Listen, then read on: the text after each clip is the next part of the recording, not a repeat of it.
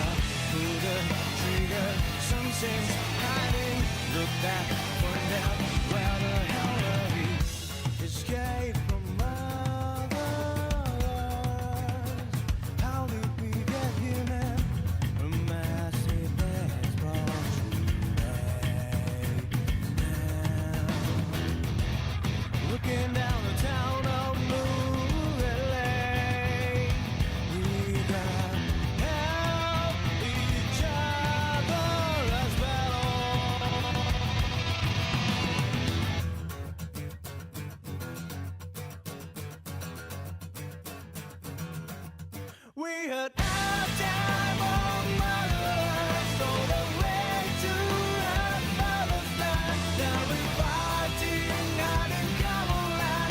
It's a cycle of combat and a chance we found a wonderland. As we reached to the promised land, we were struggling in the underground. We find ourselves now as we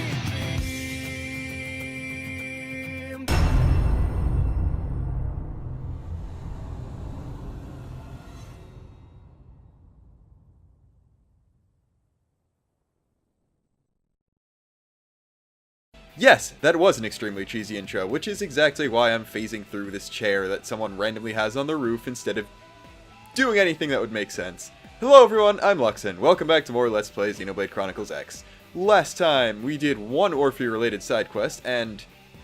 well, we did Celica's oh, never mind, she's still in the party. I thought I took her out of the party. I am an extremely intelligent person, as you can clearly tell. We did her other affinity mission. And this time, basically, I want to be level 50. And in order to do that, one of the things I want to do is L's other affinity mission. And believe it or not, we're actually somewhat close affinity-wise to getting him there, so we're going to do things to try to raise affinity with L this episode. Starting off, Minbarak is having issues. Yes, I have. Good, L like that. We have actually seen this, so I'm answering truthfully. So he wants to synthesize the essence they use to tame beasts. So we need to talk to him in Primordia. Unfortunately, we can't talk to the actual prone we watched tame a thing because he wants to kill us now. This could probably only go poorly. Alright, from the Shadow Rise, we just need to come down here, but I'm taking my Scowl because he said something about a Lophid, and since one of my party members is level 20, and the other one of them's level 22, and one of them's support-based, and I'm not in a good class, and don't have good weapons, we're not in any condition to fight on foot. So, hopefully this is something that can only be killed with, like, 2 Skells. Because L's is the level 20, so that's not going to do anything, and Arena literally doesn't have 1 at all. So, basically, if the thing attacks him, we have to kill it. Meanwhile, he's a weak bug man, so... hopefully he doesn't get killed. I don't remember if there is a way to get him killed in this, but we'll figure that out. There we go. I'm pretty sure that's just... it's just smoke. He just set himself on fire to do this. Like, he didn't even synthesize anything. Or it looks like he's shooting it out of his wrist. I don't know. But it clearly didn't work. And we just watched him get eaten, and the thing was clearly chewing him, so I guess we're only fighting it to, like, get his body back, because he should be dead from that. Spoilers, he's not going to actually be dead from that, but he really should be. Also, where is my skull? Because, oh god, Arena died before I could even get in it. Okay. So everyone board it. This is surprisingly... Right. What's going on? What's going on? What's going on? That's not what I wanted to do. The secret's going to be have L do the binding. Because he can't do anything resembling damage, and he'll die from, like, one hit from anything. And I think he was actually the one doing the binding here, which was good. And Phoenix before he gets targeted, like he just was.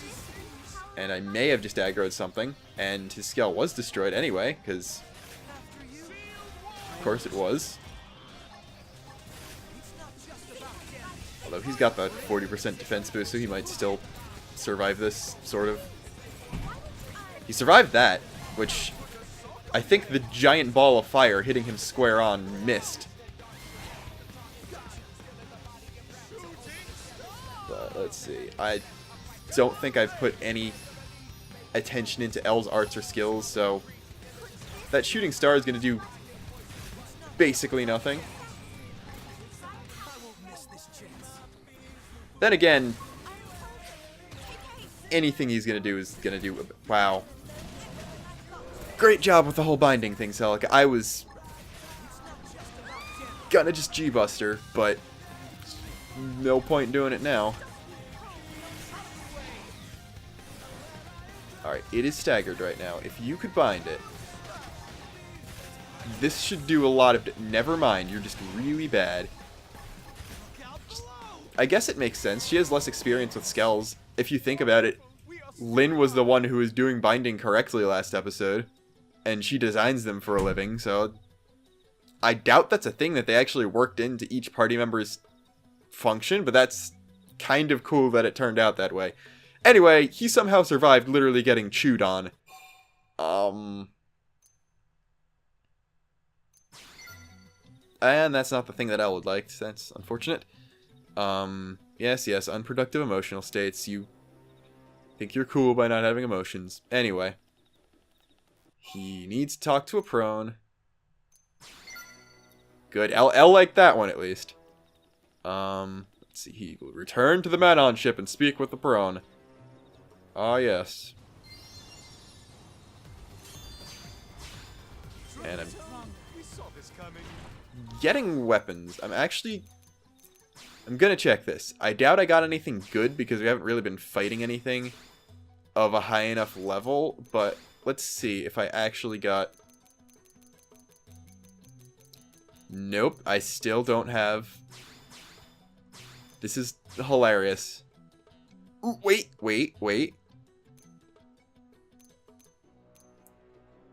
Okay, the only augment on this one is Ultrafauna Slayer 9, which is completely useless because there are 2 Ultrafauna enemies in the game. One of them is... They're both super bosses. One of them is Telethia, and the other one we haven't even seen yet. But this is actually the only thing that is stronger than the Trial Sword. So we'll run with it. Here we are next to 2 other quests that we probably won't complete unless this one ends over here and they're convenient to be the next one I take. But if I can jump properly, thank you. Here we go. He's talking to only one prone as well as a Manon and Nopon, but where are my... Oh, my party members are gone, so I can't tell what they're reacting to, but okay. So he wants the incense stuff, so Amadresian tomato, jagged mortars, and meditation powder. I think I have all that stuff. We'll see where they're from. I didn't mean to hit the B button there. Okay. Amadresian tomato is a rare Primordia collectible. Meditation powder is a rare Primordia collectible. Okay, these are just rare Primordia collectibles. So, okay.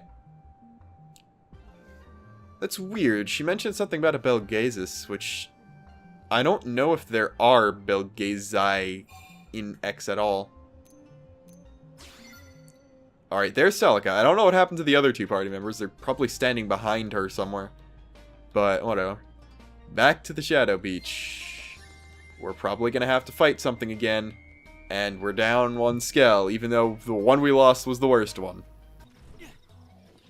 You know, I'm probably gonna start calling all the Orphe with the B-A-R-A-C surname Barak instead of Barak, just so I don't instantly try to make a weird Obama pun every time, because that's gonna derail the commentary at one point eventually.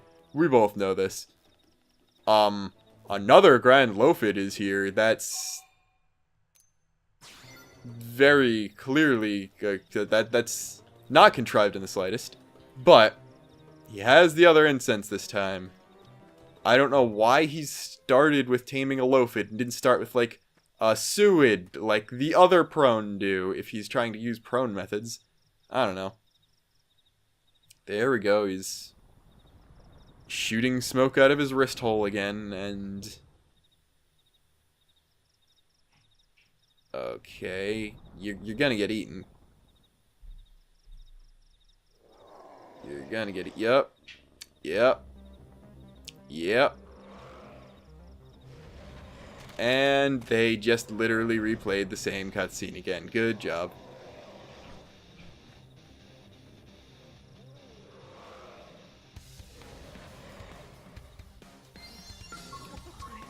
Okay, thankfully it's the same level, so we don't have to, like,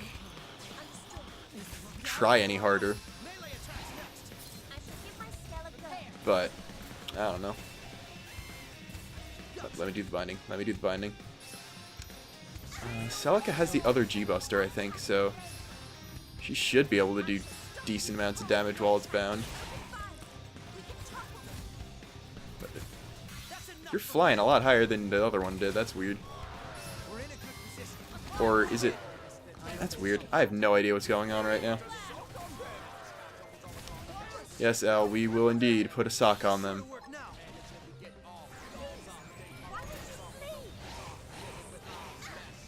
Ooh, I'm surprised a large enemy that's actually taken a decent amount of damage from Phoenix and isn't just shrugging it off like nothing and only taunting. Or getting taunted. Yeah, I really don't have anything to say. This is less interesting than a lot of the things we've been fighting.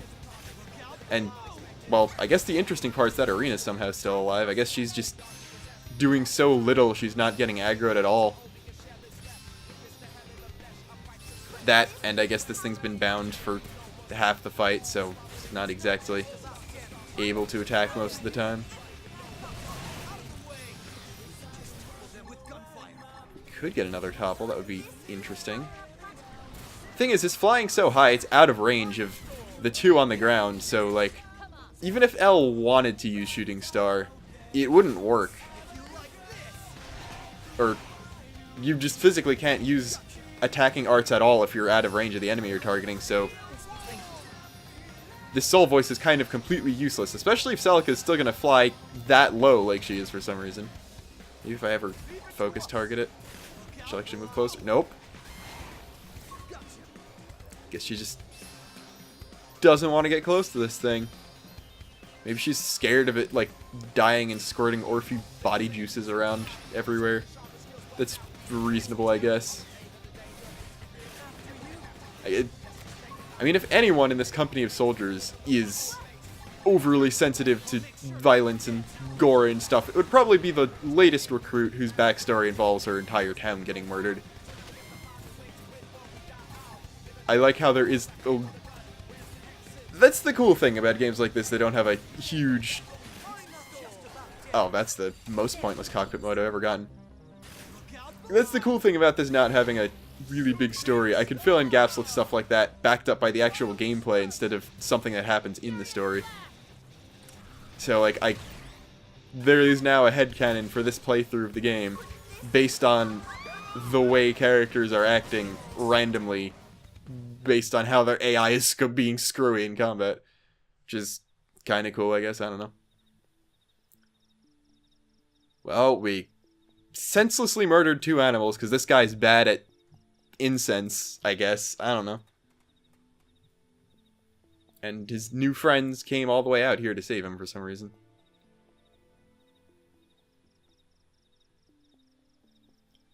So, he got eaten again. He didn't faint the first time, but fainted the second time somehow. So, I don't know why the guy with the species that physically doesn't have strength is trying to get strong. Like, you're literally going against nature there. I don't think Orphe are capable of, like, developing their physical durability. You need armor. You'd probably need something to enhance your physical strength, too, if you want, because, like, even if we give him a gun, if he's weak, he won't be able to stand the recoil, and will, like, blow his arm off with that, too, so, I don't know, I'm looking way too deep into this. I know I am. But, see, he discovered friendship. Yay. There, that was a nice little self-contained story that I think doesn't actually have an arc to it. It's just, hey, you helped this guy make friends. Hey, guess what? You have to clean up the giant floating whale corpse that you left there. It was for a segment, though. Let's check L's affinity, because I'm pretty sure... Okay, we are nowhere near it. Never mind, guess we're going back to the city. Over here in the commercial district, which is... This is kind of a place we haven't really been to very often. Like, I know we were here just before for the whole Rothian people over here, but... These 2 buildings just aren't a place we've been to that often.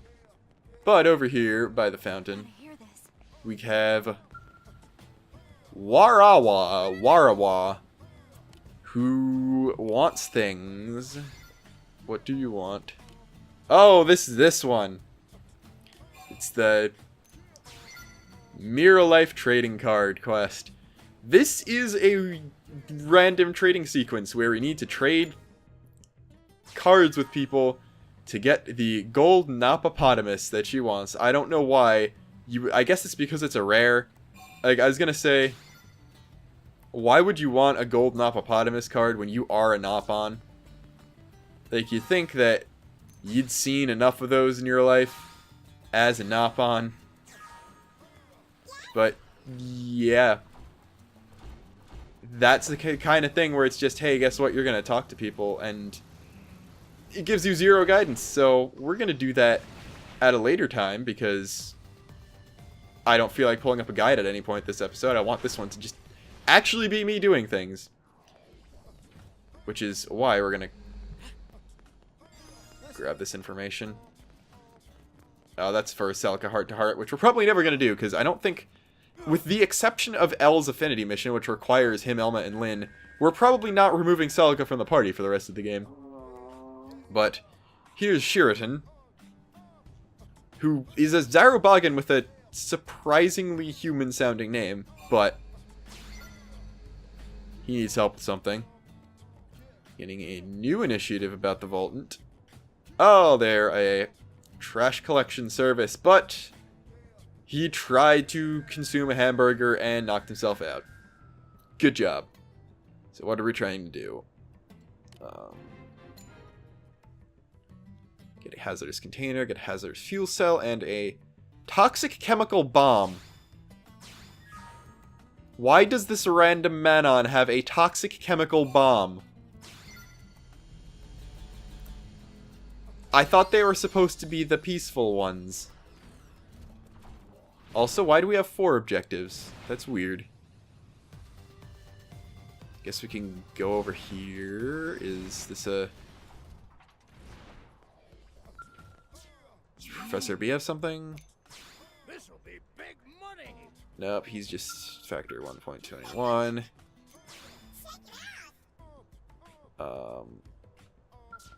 Why is there an objective here? What? Okay. So we need Jeffrey, Graham, and Pfeffin, and it gave us more locations than we'd actually need to get all of them, which is weird. Okay. For some reason, it just... I guess that's the location...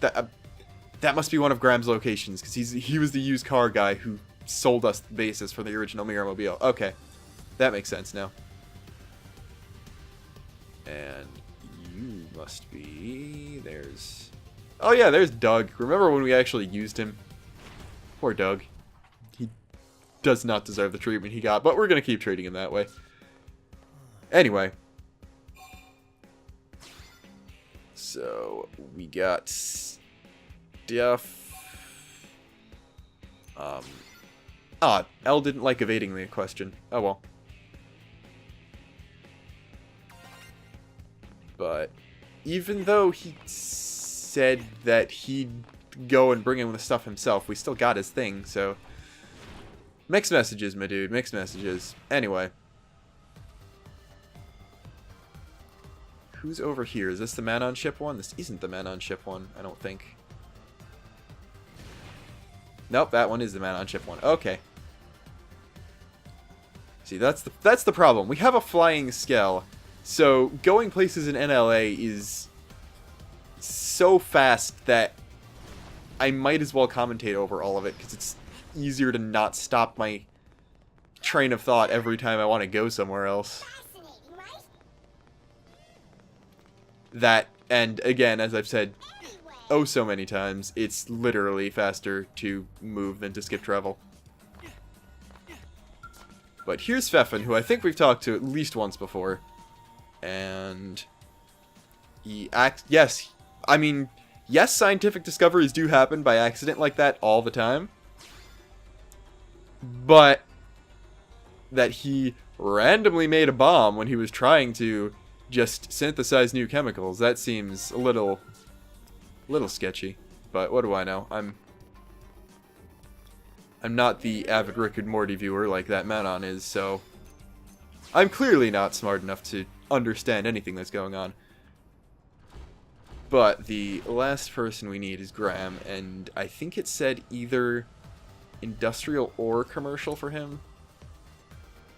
Let's see, where's the follow ball pointing me? That's the... Alright, it's telling me go down. Which says there, and he's very conveniently not there, which... Where is he? Does that mean now he's over with Professor B? And that was like his day and night locations? Because now none of them are here. Did I break the game? There's Professor B and Vevin. They're just... They're right there. There's no one else with them. Though I guess they took a long time to load in. So maybe he is here. I just didn't wait around long enough.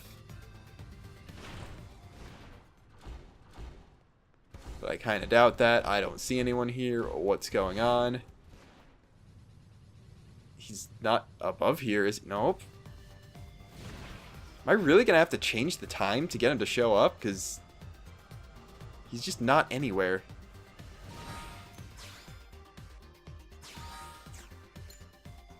So we need Graham, who can be found in the commercial or industrial districts. Okay, both of the locations were... Oh. I was flying over him multiple times without realizing it because I thought he was Sheraton. Because I'm very stupid. But, do I know Roselle? Okay. So apparently she's looking for all this stuff. And that seems sketchy. I have a feeling they're gonna subvert that because that's what this game does. Either that or she's gonna have like stolen the stuff. I don't know, this is a cutscene, so who knows. Oh! Never mind, he was kidnapped.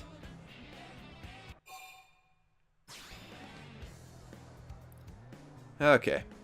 So she's a blade, wearing a Scout pilot suit, which means that we're probably going to have to fight a Skell, and hopefully this is going to be a lower leveled one. Alright, fast travel to the Sea-Swept Ridge. It's that this is exactly why you do exploring, so you actually have fast travel points near to where you need to go. Although, we're actually kind of far away. And there's a huge pile of stuff that needs to be devulcanized.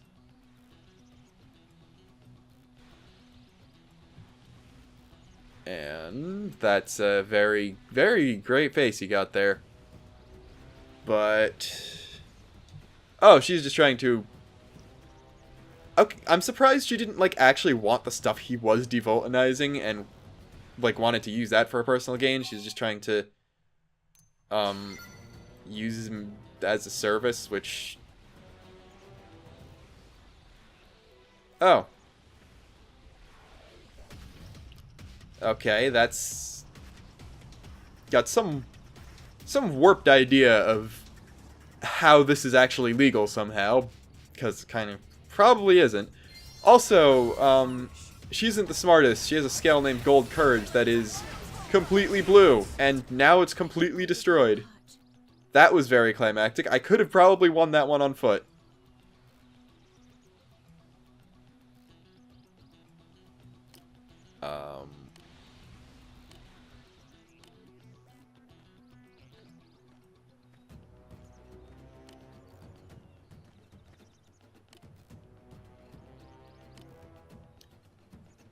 And I guess this is the a couple times in the game your character does talk outside of a dialogue choice.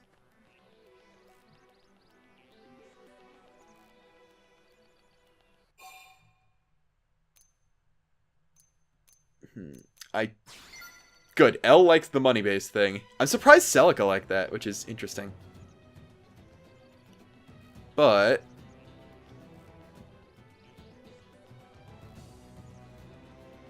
yeah, basically, she's gonna start a... yeah, just... L likes things that give you money. Okay. Fancy spot of NLA, because... Alright. So she's now starting a business using the Zarabogans as garbage disposal people, basically. Which is kind of a good idea, and I'm somewhat surprised that wasn't, like, the big thing that Shosan had them doing immediately, because we saw with Rock that he wants to make anyone who's combat ready, they're able to engage in combat realistically, a fighter, and give anyone else some sort of practical job around the city. You'd think that would be the first thing he'd think of for the Zarabogans, but I guess we've been giving him more credit than he deserves. Anyway. I was gonna actually go over there. There's that one bladed tyrant, Casper the Unhealthy Eater, who killed us a lot of times back in the early game. I was gonna go take my revenge, but I think he only appears at night, and I don't feel like changing the time just to kill a level 20 enemy that isn't gonna get me anywhere in terms of experience. But did we actually run out of quests in the residential district? Hold on, let me check the map.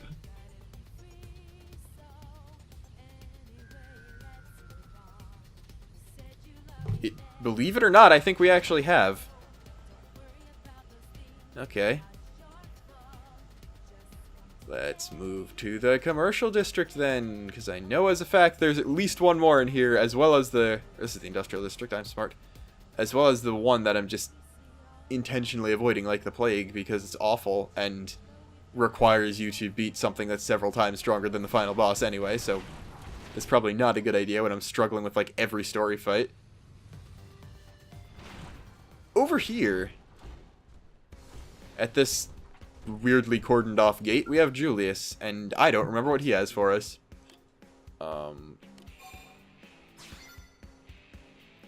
Visigal population growing in Cauldros, that's interesting.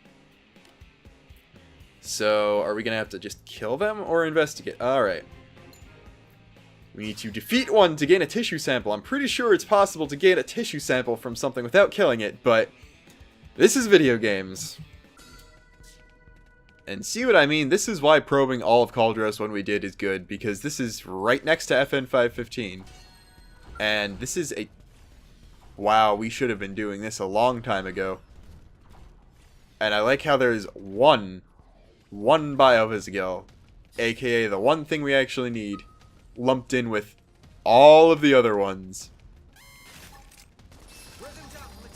I have I need to mess around with my arts for this class.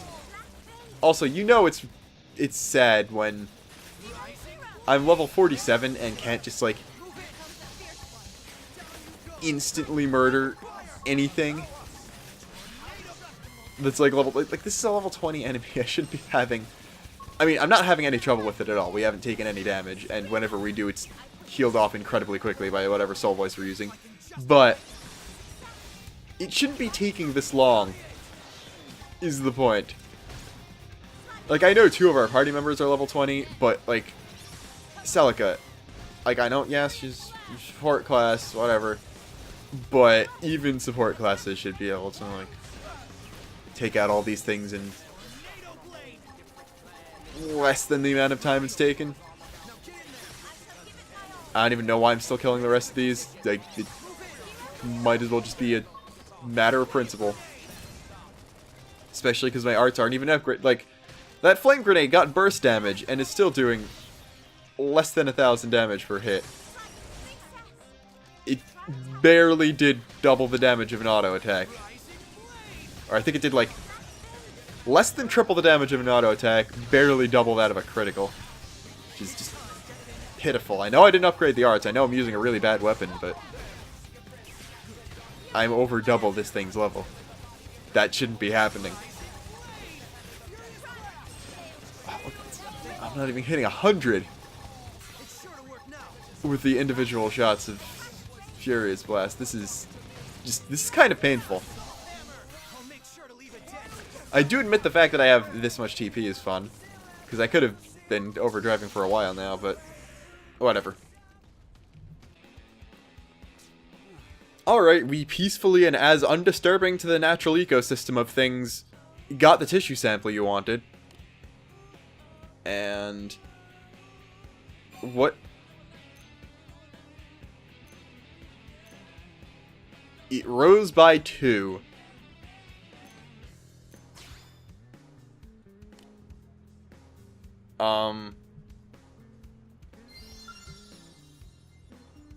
Okay, I feel like there's some sort of lore dump that I'm missing here. You know, let's check the enemy index. I like how I haven't even checked the Collectopedia yet, but yeah, there we go. Let's enemies by category. Pisonoids maybe. There we go. Parasitic organisms with anatomical structures akin to jellyfish visigales are known for their peculiar process of self-replication. Their spore-like eggs are either rubbed directly onto a host, or else scattered on, I cannot read, or else scattered to the winds after the adult self-destructs. Once an egg hatches inside a host, the newborn visigale will slowly devour it from the inside out. After reaching the outside world, it then inflates its balloon-like body and soars away. Though parthenogenesis is the visigale's primary mode of reproduction, there are rare cases in which 2 visigales meet within a host, allowing sexual reproduction to occur. In order to prioritize the survival of their genetically richer offspring, the parents then exit the host body and perish. It says nothing about them not breeding very often, so I'm clearly missing something if this is a huge deal that 2 of them were born. Alright, do we just need to kill 2 more? You know what? You know what? You know what? My ground combat capabilities are so bad right now, I'm gonna just say screw the 200 fuel. Wow, those actually took 2 hits from the Phoenix. And there's a Sacrifol that actually survived it. I am kind of amazed, kind of impressed. I don't know, maybe I'm just not using very good attack boosting, like, auto attack weapons, and that's why I'm doing pitiful damage. I don't know, I got a knife, got psycho launchers, no weapons for myself. Also woke up a Sacrifall. I'm going to say screw the 200 fuel again, because I just want to get out of here. I'm also walking over to him from the skip travel point in my Skell, because I'm just that lazy and don't feel like sprinting. But let's see. We've...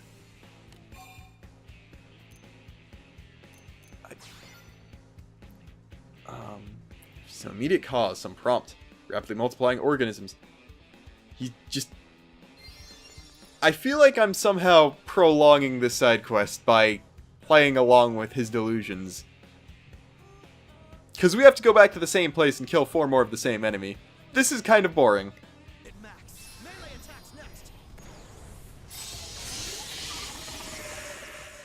Yeah, I don't really know if that you should be saying melee attacks next when there isn't really anything else to melee attack. They're gonna end up attacking you someday if you do that. Alright, now he's talking to Hanbarek. So we reached out to the Orphe for help. He has a bad feeling that 4 new enemies on the entire continent were born. So... Are you kidding me? What? Why do we need to kill more of these things? We've literally had to kill 13 of them, which is over double the amount he said that they've increased by, so something very stupid is going on. They're all standing in a circle around me. It's like they worship my Skell as a god. Unfortunately, I am a cruel god. You have all sinned.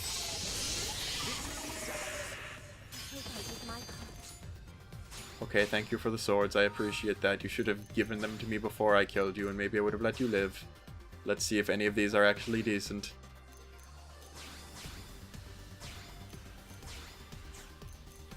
No, they're not. Never mind. I would have killed you anyway. Alright, let's see. Results of the analysis. What are they? Population has continued to expand.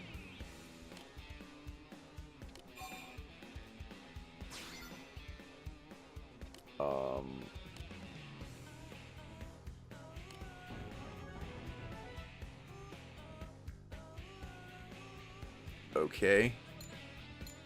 I don't get how they came to the conclusion that it's a virus infecting them if all that's happened was the population increasing by very, very small amounts.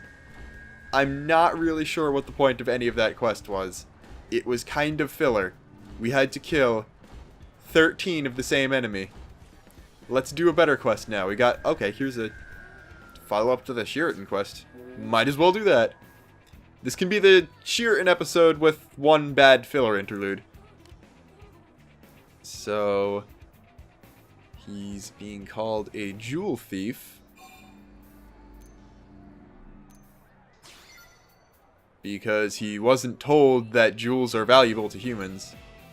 Oh. Okay. So we literally just need to talk to the person right next to him. Okay.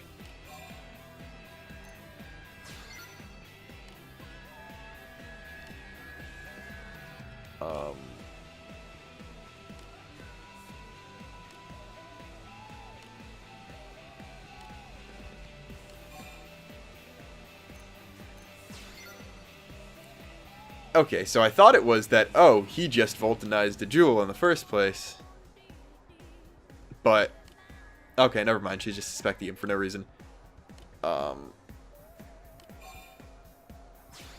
So we gotta solve a little whodunit. Let's see. Someone suspicious. A car leaving the city through the east gate. Yeah, considering that there aren't any other roads on the entire planet, that's probably a very suspicious thing. Oh, it just literally created a new field spot. That's interesting. Mechanical level 1. We obtained the deflection shield mirror. No, that was just a Primordia collectible. We got something. Got a Black Simius here who isn't going to give me enough EXP, so I'm going to spare you.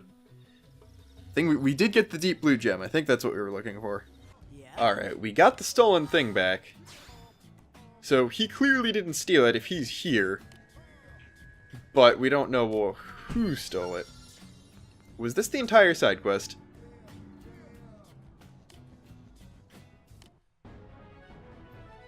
That was the entire side quest. What was the point of that?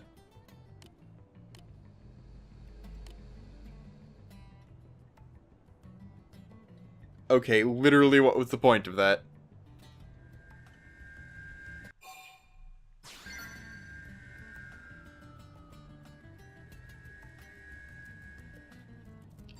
We got a mini character arc for a character who is only in this side quest, and I don't know if she even appears anywhere else, and all we needed to do was go get something and come back. That was weird.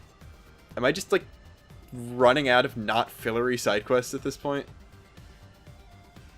Didn't feel like going there, but we got the time. I might as well do one man-on-ship quest, because it seems to be, like, the only place with a decent amount of side quest density, and kind of want to do a second decent one, because we've only done one particularly good one so far this episode.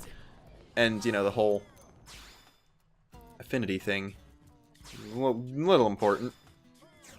We're only, like, 2/3 of the way there. That's probably gonna take, like, another episode or two. I don't know, we got a second Celica heart-to-heart location. Let's see what's down here. We got Nanceleg. Okay, you're someone we've talked to before.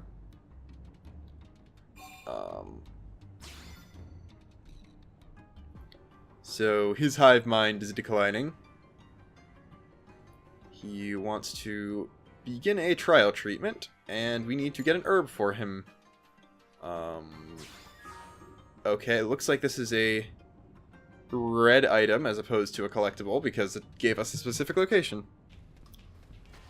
Alright, never mind. This is the whole weirdly low-level enemy area. I don't need to do anything. It's Marnik Pawn, poor guy. His literal title is that, like, if I were in the military and my rank was pawn, I would be a lot more upset about that than if I were like, oh, I'm a private, I'm just starting out, I can actually rank up here. Now, you're just a pawn. We don't actually care about you, screw you. I don't know, let's go back. But, let's see. Oh, I just realized they're growing trees there. That must be where the Orphi get their food from. That's a nice touch. I'm surprised I never realized that. Anyway. This guy can't... This guy must be an alien, because we're giving him drugs so that he can keep hearing the voices in his head instead of getting rid of them. But let's see. When an Orphean is having difficulty communicating with his ova, taking this herb can recover his ability to do so. They actually gave a legitimate description for a one-off key item.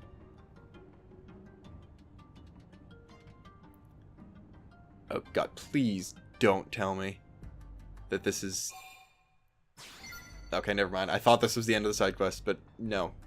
Thankfully. So, it's division time for him, even though I thought he might have been one of the originals. That's weird. I guess he is saying that it's weirdly soon. Because either we saw him originally divide from a progenitor. Either that, or he was one of the original ones, so whatever.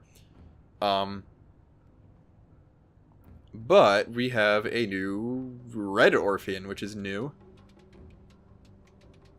And they need to go back to the forest. So none of us are going to try to stop that, and let's just go to Noxalum. Okay. Guess we're doing that now. I also saw that prone in the background kind of fade out of existence. But that's weird. Okay, that is different. So this new Orphean can't hear the ova, and Nanceleg is just normal. Like another thing divided off of him, as opposed to him actually splitting into two distinct beings. But we need to go to Noxalum, like we were saying. He would never have been fit to join us. He's the whole shtick of his species that he's weak. Like, that's the point. Like, besides the Prone and the Rothians, every other allied species is too physically weak to engage in combat, which is why they're allying with humanity. I don't think you need to make a justification as to why the cricket can't join us in battle. At this point in the story, at the very least, I am still bad at talking. Here we are at FN 202. By the high-level Seniculas, so at some point I might come back to kill some of you guys for experience, depending on how close to level 50 I end up. But it looks like we're going to have to fight a Senicula anyway, because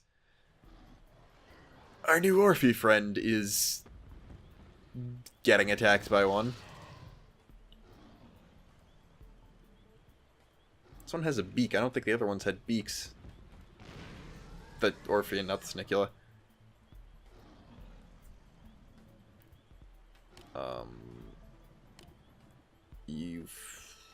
I feel like... Okay, I guess this is because... Oh, this is a different fission than every other instance of Orphean fission we've seen before. Because they don't have memories. Like, you could... It's weird, they have a personality. They have sentience and, like, knowledge and fully being able to speak whatever their language is, because we understand it as perfect English. It's like you... Oh, this is a false accent, not a Senicula. I'm smart. But it's weird. They have full ability for speech, but zero memories.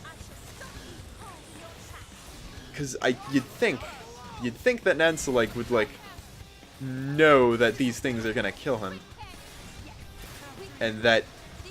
I don't know. Like, the entire point of this quest is, oh, this is a different type of Orphe, but it's weird that you have...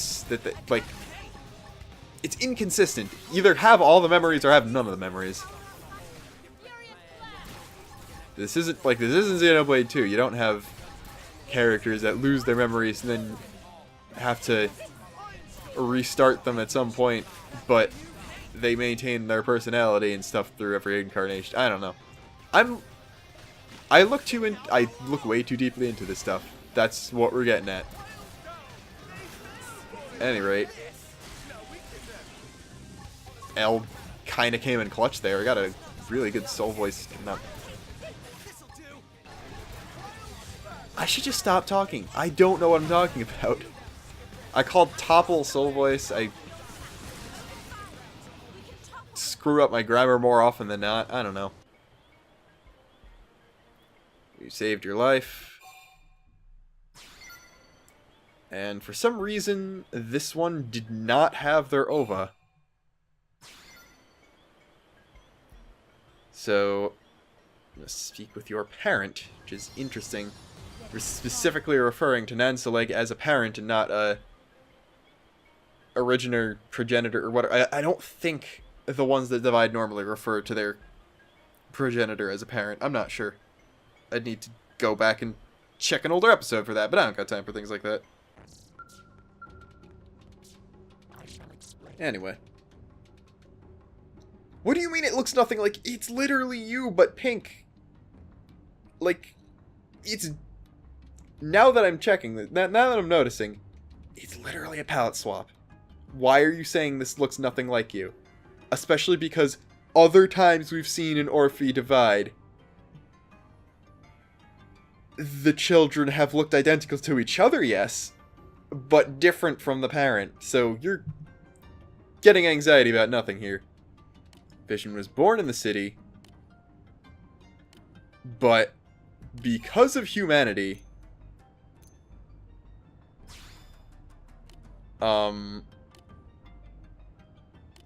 okay. So we got Nanceleg.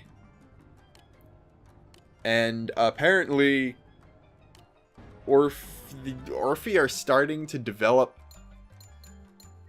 sexual dimorphism because they're around other species that have it. That doesn't seem like something that would work. But now, conveniently that happened, 2 other female Orphe spawned right in front of us as uninteractable NPCs, because, you know, there's another one. here's another Nancelite quest. That I think we should do next time, because it's been a long episode. Unfortunately, 2 out of the 4 side quests we did were filler. Were not actually filler, they were just really fillery and padded. But next time, we'll keep Nancelig's arc going, and hopefully get Elle's affinity up. So, until then, this is Luxin, signing off.